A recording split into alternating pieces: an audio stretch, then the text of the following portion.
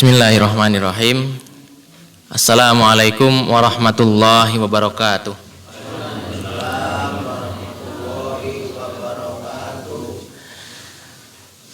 Alhamdulillahirabbil alamin. Wassalatu wassalamu ala habibinal mursalin wa ala sahbihi ajmain wa man tabi'ahum bi ihsanin ila yaumiddin, amma ba'du. Rabbi shrah li sadri wa yassir li amri wahlul 'uqdatam min lisani yafqahu qawli. Ya hayyu ya qayyum bi rahmatika astaghits aslih li sya'ni kullah wa la takilni ila nafsi tarfata ain.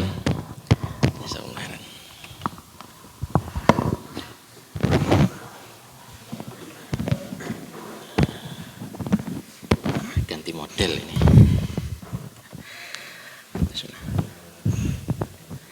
Asbahna ala fitratil Islam wa ala kalimatil ikhlas wa ala dini nabiyyina Muhammadin sallallahu alaihi wasallam wa ala millati abina Ibrahim hanifam muslima wa ma kana minal musyrikin. Jamaah salat subuh Masjid Al-Fatah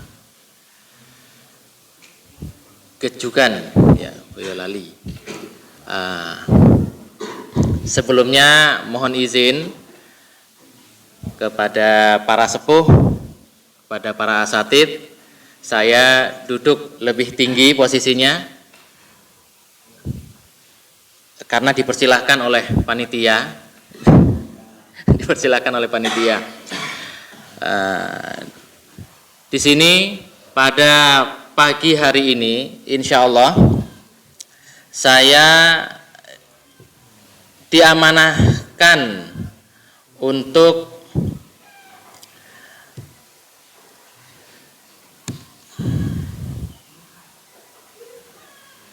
menyampaikan satu materi yang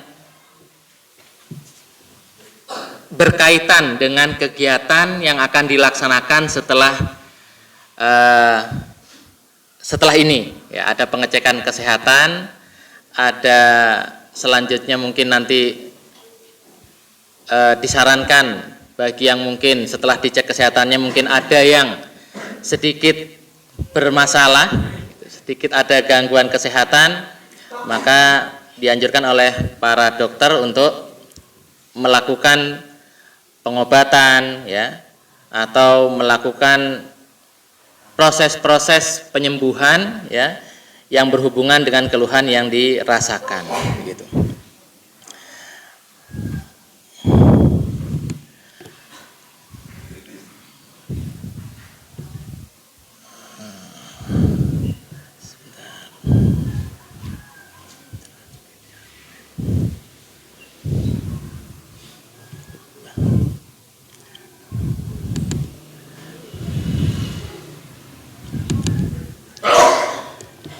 Bismillah, Bapak Ibu, di sini sudah ada santri, ya, sudah ada santri. Baik, Bismillahirrahmanirrahim. Pengenalan metode terapi, ya, metode terapi, ya, pengenalan metode terapi yang saya sendiri melaksanakan, ya, atau mempelajari salah satu metode terapi dengan nama metode terapi Pas Al-Kasau, ya.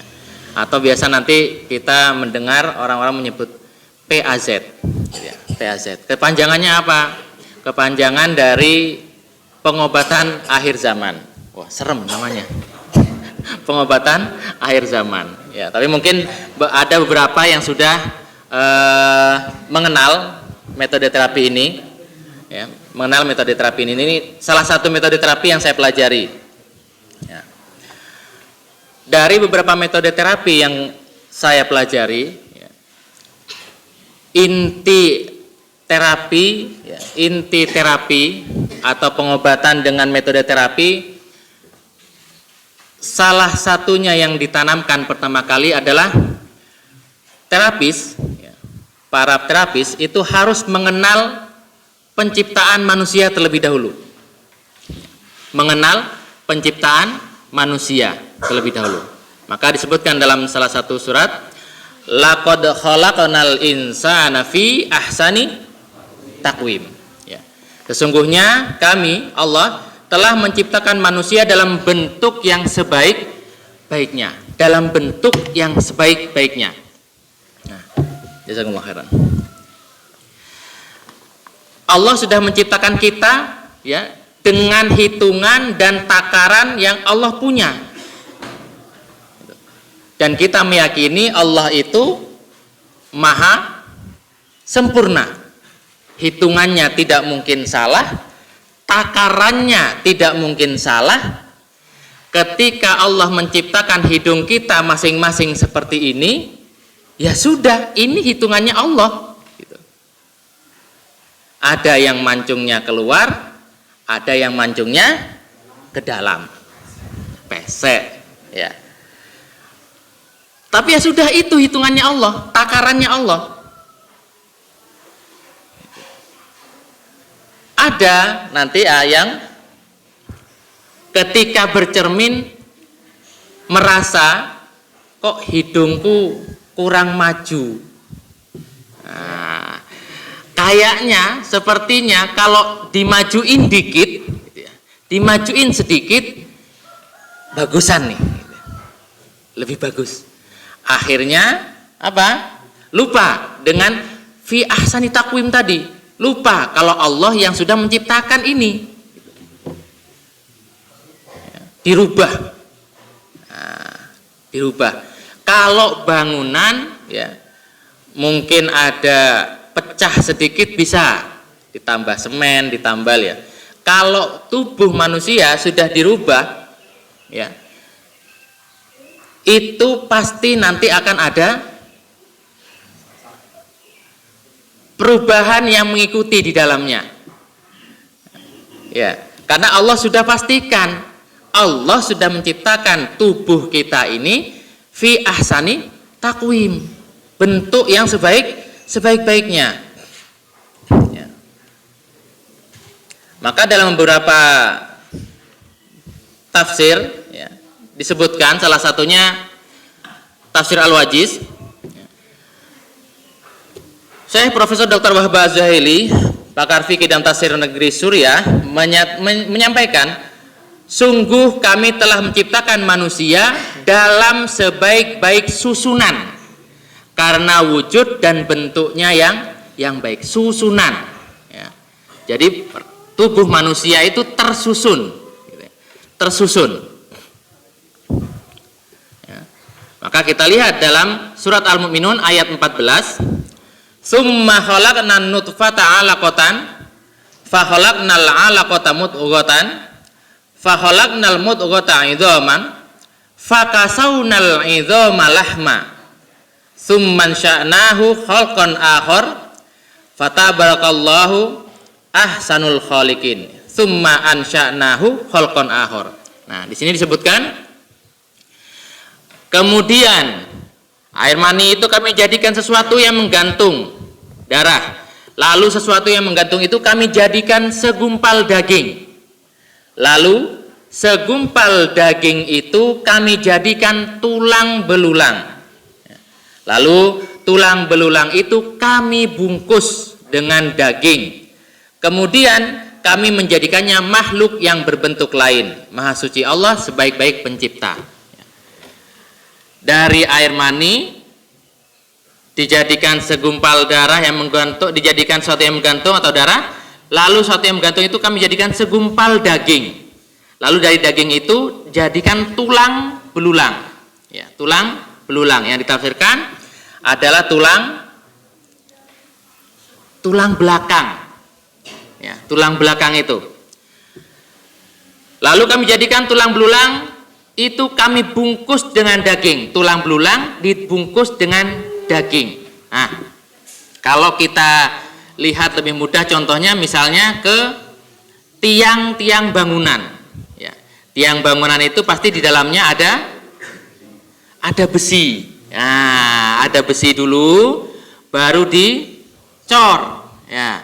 Mungkin nggak tiang bangunan tanpa besi langsung aja cor cetak gitu? Kuat atau tidak? Tidak.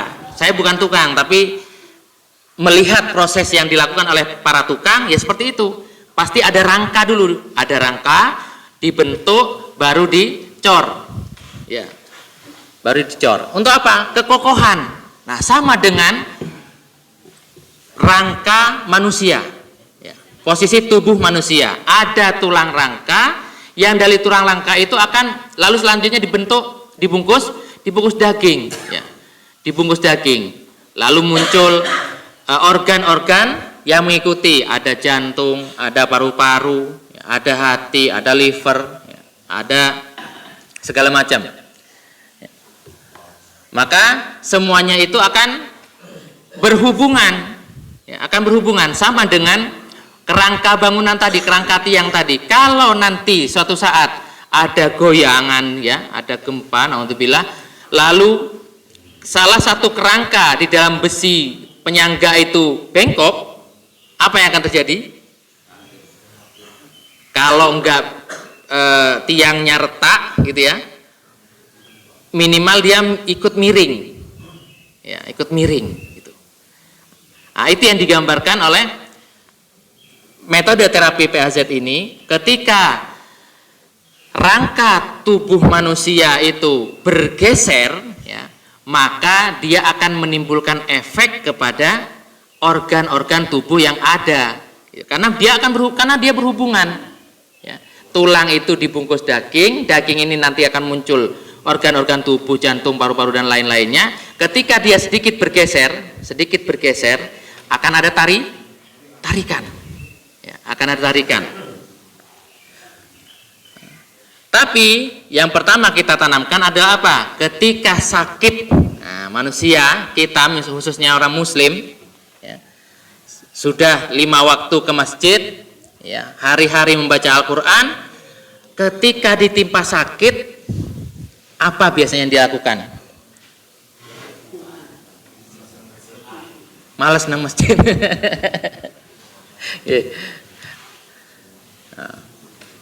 Sikap mental dan spiritual. Nah, saya pernah merasakan sekitar 3 bulan yang lalu, ya, mata ini sebelah kiri tiba-tiba gelap total, ya, mata sebelah kiri tiba-tiba gelap total, ya. Waktu itu mandi, setelah di tengah-tengah mandi tiba-tiba seperti mata ada grep, seperti kena ada kilatan, gitu, ada kilatan.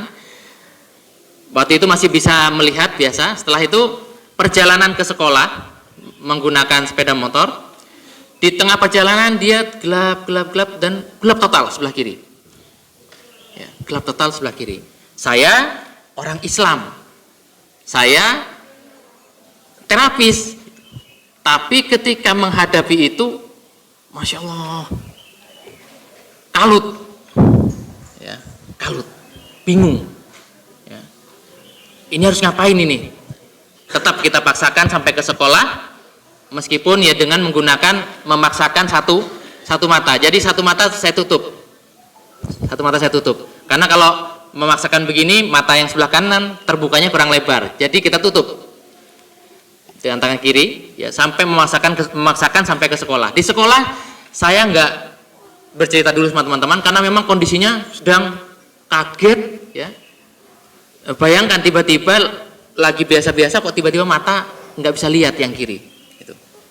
Nah, maka sikap mental dan spiritual yang disampaikan, yang dinasihatkan oleh para ulama, ya, yang pertama sabar dan ridho, yang kedua berprasangka baik, husnudzon. Saat itu karena kalutnya ya manusiawi, gitu ya, saya langsung wah, buta saya. Nah, lalu minta tolong istri untuk menghubungi dokter. Kita periksa ke dokter. Dokter langsung memutuskan untuk segera ambil tindakan operasi.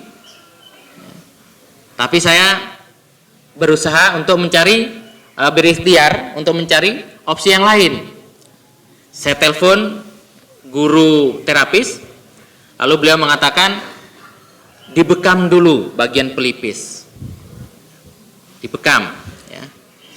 Ketika mata ini gelap, bagian wajah sebelah sini sekitar mata itu terasa sakit kalau saya pegang. Ya, terasa sakit. Tapi begitu dibekam, alhamdulillah, biidznillah, itu rasa sakitnya berkurang. Ya, rasa sakitnya berkurang. Meskipun tidak serta-merta mata ini langsung bisa melihat. Nah, proses selanjutnya kita berprasangka baik, husnudzon. Nah, mungkin dengan jalan terapi, insya Allah bisa diatasi, gitu ya. Karena ternyata ada beberapa teman yang menghubungi, ketika saya hubungi dengan kondisi yang sama, mereka menyarankan coba dulu dengan langkah-langkah yang lain, tidak langsung dioperasi. Gitu. Selanjutnya tawakal. Ya, setelah berhusnudzon, setelah bersabar, selanjutnya tawakal, meyakini bahwa kesembuhan datangnya hanya dari Allah, meskipun tetap harus berobat. Kenapa? Allah tadi sudah sampaikan di ayat di pertama. Ya, fi asani takwim, sebaik-baik bentuk. Sebaik-baik bentuk itu bukan hanya bentuk ini, tetapi kemampuan tubuh untuk melakukan penyembuhan itu juga Allah sertakan. Ya. Bisa kita perhatikan kalau ada luka di tangan, terkena pisau atau terkena paku, ya, itu kan meskipun rasanya lambat, rasanya lama, dia akan menutup. Dibantu dengan obat-obatan betadin atau dibantu dengan apa, ya, dia akan menutup. Nah, itu Allah menunjukkan kepada kita bahwasanya tubuh juga punya proses penyembuhan. Ya.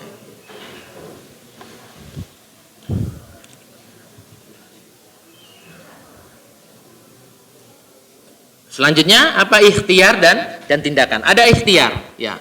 Kita yakin Allah sudah menciptakan tubuh ini sebaik-baik mungkin, tapi tetap ketika ada gangguan kesehatan tetap harus dilakukan ikhtiar, usaha, ya. Lalu bertindak kalau memang dibutuhkan dengan beberapa tindakan, misalnya bekam atau pengembalian rangka tubuh, maka dilakukan dengan terapi yang tepat, pengobatan yang tepat. Ya. Maka kata Rasulullah, qala Rasulullah sallallahu alaihi wasallam, innallaha anzala da'a wad dawaa wa ja'ala likulli da'in dawaan fatadawau wala tadawau biharamin. Ya. Rasulullah sallallahu alaihi wasallam bersabda, sesungguhnya Allah menurunkan penyakit itu sudah beserta obatnya. Dan dia telah menetapkan bagi setiap penyakit itu ada obatnya. Maka janganlah berobat dengan perkara yang haram. Ya, dengan perkara yang haram. Nah, kita meyakini Allah yang menyembuhkan, ya. Kita meyakini Allah yang memberikan penyakit, maka Allah juga pasti sudah sertakan dengan penyembuhannya dengan caranya masing-masing, ya. Dengan cara yang kita pilih. Alhamdulillah setelah berjalan kurang lebih 3 pekan, mata yang kiri tadi saya ceritakan itu berangsur bisa pulih, meskipun nggak langsung plek, ya. Awalnya dari sebelah sini, ya, oh ada orang lewat dari sebelah sini sudah kelihatan, tapi sebelah sini masih gelap. Lalu berangsur, ya, sampai alhamdulillah sekarang sudah bisa melihat full, melihat total, meskipun masih ada sedikit mungkin nih seperti benang, ya, seperti benang-benang gitu, tapi yang tidak terlalu mengganggu. Ya. Apa yang saya lakukan? Ya, saya berusaha, saya berikhtiar, tetap dengan meminta kepada Allah. Ya, kalau salah satunya yang pertama kali dilakukan adalah bekam, ya, bekam. Lalu kita lanjutkan dengan beberapa metode, salah satunya PAZ. Salah satunya PAZ. Ya, alhamdulillah di salah satu gerakan PAZ itu ada yang namanya hentak kaki. Ya, hentak kaki. Ketika melakukan hentak kaki itu, mata itu terasa sekali. Setiap hentakan kaki itu terasa getarannya di mata ini. Ya. Beberapa kali hentak kaki makin terang, makin terang, makin terang. Gitu. Meskipun nanti ada beberapa terapi yang juga saya jalani, diantaranya totok punggung. Ya. Selain bekam, totok punggung, ada juga pemijatan di bagian leher. Seperti itu. Nah, maka Bapak, Ibu, dan para santri, ikhtiar kesembuhan tetap harus dilakukan. Meskipun kita sudah berdoa kepada Allah, ya, tetapi Allah juga memerintahkan kita untuk berikhtiar. Pengobatan atau terapi yang fokus kepada perbaikan tulang belakang. Itu pas al-kasau ini. Fokus pada pengembalian tulang belakang. Kenapa? Ternyata ketika dicek oleh terapis, ya, terapis pas al-kasau, ada pelintiran, ya. Istilahnya kalau di pas al-kasau itu ada melintir, ada kendor, ada kenceng, ada melintir kombinasi. Ya. Jadi tidak mengenal nama penyakit, hanya mengenal melintir kemana? Melintir ke kanan, melintir ke kiri, atau yang kanan terlalu kendor, atau yang kiri terlalu kenceng. Nah, itu saja. Supaya apa? Supaya fokus pada gerakannya, tidak fokus mikir, kalau sakit ini gerakannya apa? Enggak. Datang sakitnya keluhan ini gerakannya apa? Enggak. Kita cek, ya, dicek oleh terapis, ternyata saya ada pelintiran kanan, dan leher katanya terlalu maju, ya, mungkin karena apa? Salah satunya HP. Ya. Makanya sekarang banyak anak-anak yang usia-usia remaja, ya, mulai SD, SMP, itu posisi telinga tidak sejajar dengan bahu. Ya, posisi telinga tidak sejajar dengan bahu. Kenapa? HP nunduk. Ya, HP nunduk. Dan rata-rata sekarang itu penyakitnya atau keluhannya pusing. Sakit leher dan pusing. Kenapa ya? Karena aktivitasnya setiap hari nunduk. Ya, aktivitasnya nunduk. Kalau enggak, tiduran dengan bantal yang lebih tinggi supaya kepala lebih enak. Padahal posisinya memang lebih enak, tapi nanti pengaruhnya kepada tulang leher ini dia akan berubah, bergeser. Gitu ya. Nah, lalu penyakit PAS ini, terapi PAS ini bisa menangani penyakit apa saja. PAS tetap meyakini kesembuhan hanya dari Allah. Dan PAS tidak berfokus kepada nama penyakit. Ya, tadi hanya berfokus pada 4 itu. Melintir, kendor, kenceng, dan kombinasi. Ya. PAS fokus pada hasil diagnosa yang dilakukan secara detail sesuai SOP. Nanti akan dilihat posisi kaki, biasanya ketika ruku, ya. Ketika duduk, cek kita ketika duduk tahiyat akhir. Ya, ada biasanya yang kalau duduk tahiyat akhir bagian bonggol, pertemuan paha dengan badan atas ini nyeri. Nah, jadi duduknya biasanya melebar, senderan ke jamaah sebelahnya. Nah, jamaah sebelahnya, aduh, ini ada orang numpang sholat ini kan gitu ya, nyender dia gitu. Nah, ya. Gitu.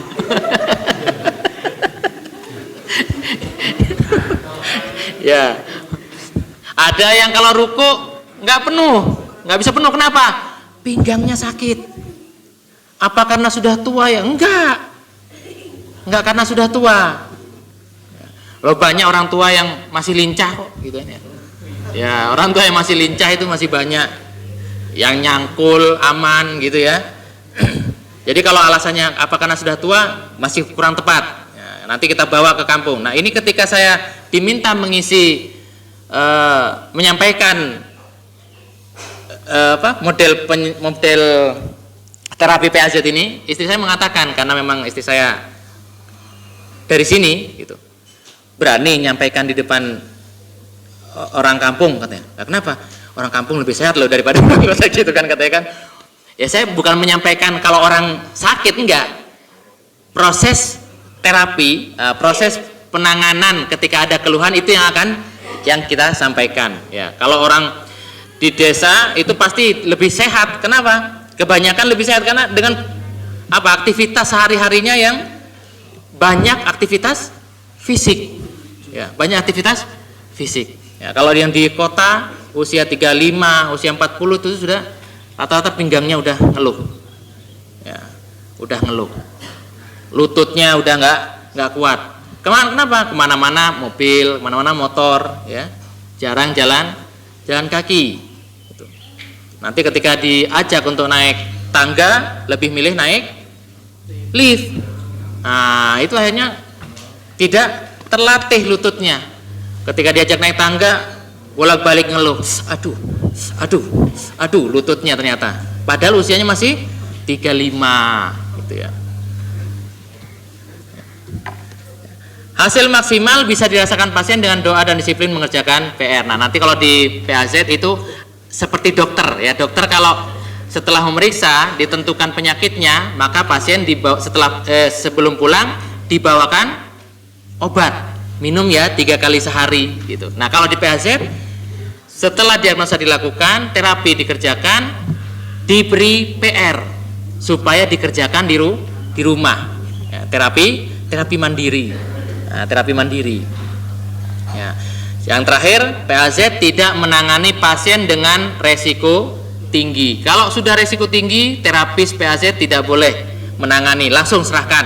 Ini arahnya sudah ke medis, ke dokter, gitu. Nggak boleh.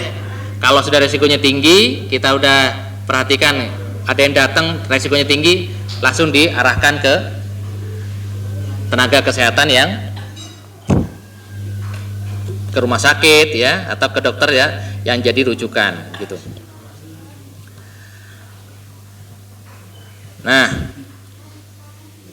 PAZ seperti tadi disampaikan, dia berfokus pada pengembalian posisi rangka. Karena rangka ini kan kalau dilihat nanti dia seperti sambungan-sambungan tulang belakang ini, sambungan-sambungan.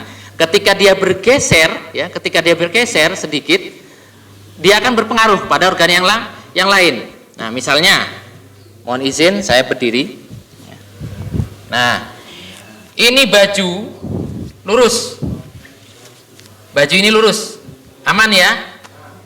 Ketika ditarik, ada kerutan. Nah, ini yang terjadi pada tubuh bagian dalam.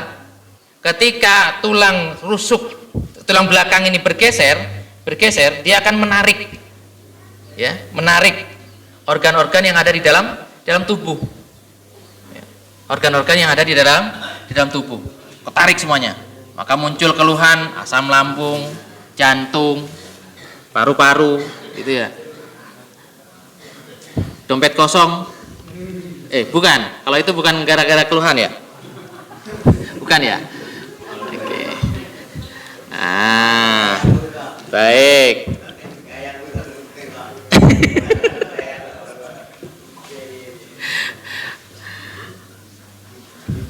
Nah, di sini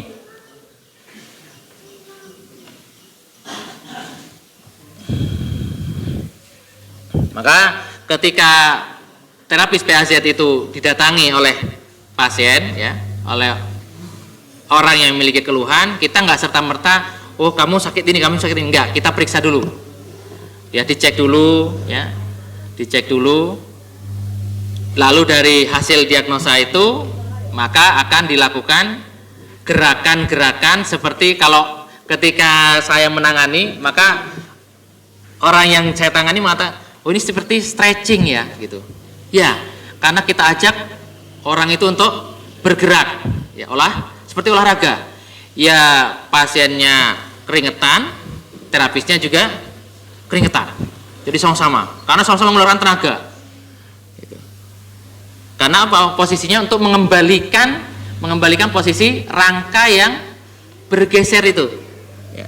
Posisi rangka yang bergeser. Nah. Selesai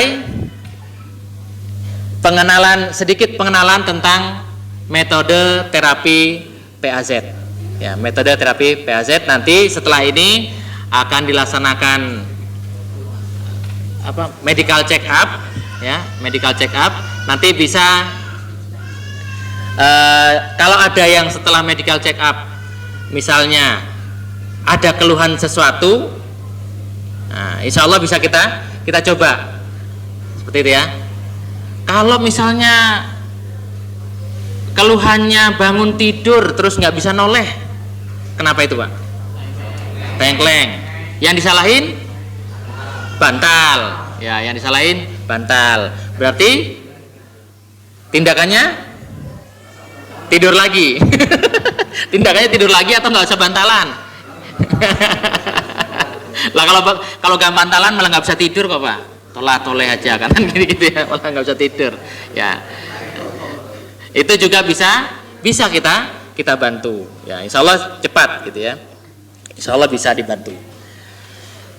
Demikian Bapak Ibu jamaah Masjid Al-Fatah yang dapat kami sampaikan sedikit tentang pengenalan metode terapi PAZ ya.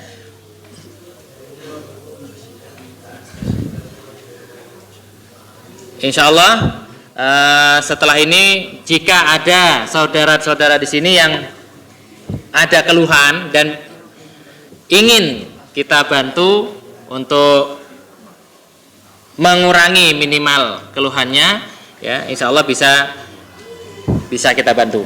Demikian, Allahumma anfa'ni bima 'allamtani wa 'allimni ma yanfa'ni. Subhanakallahumma wa bihamdika asyhadu an la ilaha illa anta astaghfiruka wa atubu ilaik. Assalamualaikum warahmatullahi wabarakatuh.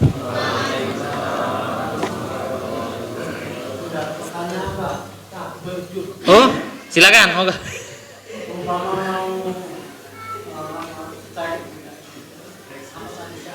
Nggih. Kalau di sini ya, kalau mau ke saya insya Allah bisa setelah ini gitu ya.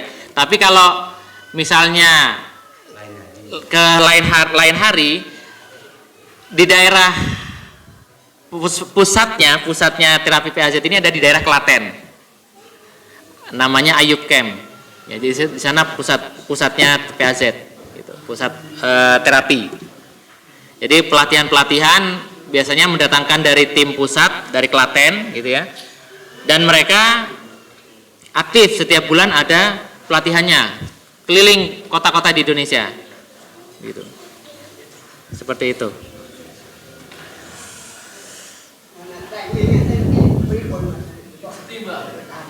Tengkleng,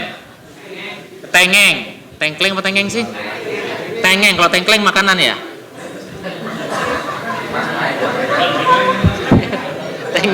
Tengeng, insya Allah bisa Mbak, insya Allah bisa, karena ya itu otot manusia itu kan berhubungan semua.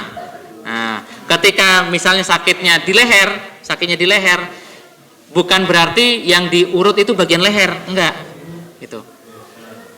Nah, itulah saya juga sampai sekarang bertanya-tanya dan belum dapat jawaban. Orang-orang tua kita itu teknik mijet itu dapatnya dari mana? Wah, ngawur pokoknya, enak itu ya. Lah itu dia. Ya.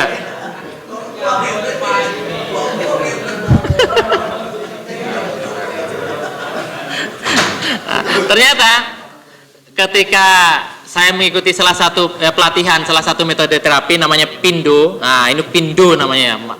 Enak memang, pijat Indo gitu. Pijat Indo. Itu kan sambil mempelajari anatomi tubuh. Dan itu harus dihafalkan. Nah, ternyata ketika saya hubung-hubungkan, kok mbah-mbah kita itu mijetnya enak pas, ternyata ya sesuai dengan anatomi tubuh itu. Sakitnya ini seharusnya bukan dipijit yang sakit gitu, tapi bagian sini gitu. Lah yang kita tangani kadang heran, loh saya itu sakitnya di sini Mas, kok yang dipijit di bawah sini atau di lengan? Ya iya, lawang nariknya ke sini kok gitu. Bahasanya kan begitu. Masa kita mau ini tendonnya begini, ya bingung. Kan kita mau nerapi bukan ngasih kuliah kan gitu ya Pak. Nah, misalnya tadi tengeng, ya. Biasanya kalau yang tengeng itu ya. Nah, itu terapinya itu ada di bawah, mohon maaf, bagian ketiak sini. Jadi bukan di urut leher. Dicari bagian ketiak sini. Iya, mungkin Mbak, bagian sini yang sakit. Nanti yang diurut itu bagian bawah ketiak. Nanti dicari ada yang sakit itu. Nah, ketika kita set gini dia langsung aduh gitu. Yang sakit leher dipegang bagian bawah ketiak kok teriak aduh gitu ya, aduh gitu. Nah, udah pokoknya itu kenapa? Nggak usah disebutin ini urat nggak usah, urut aja gitu ya. Sembuh selesai gitu kan. Gitu kan. Begitu. Baik. Dikeroi bisa. Itu biasanya ada yang mengatakan saya sakit apapun kerokan gitu ya. Apapun sakitnya, obatnya kerokan. Nah, ada yang begitu ya, nggak apa-apa. Kalau emang ngerasa badannya lebih enak setelah dikerok, ya bagus. Gitu ya. Cukup? Alhamdulillah. Baik, nanti kita bisa langsung praktek saja. Nanti siapa yang ada keluhan, insya Allah bisa kita langsung tatap muka. Wah, masya Allah. Tatap mata, tatap muka, ketemu tangan, ketemu tubuh, gitu ya. Baik, saya cukupkan. Assalamualaikum warahmatullahi wabarakatuh.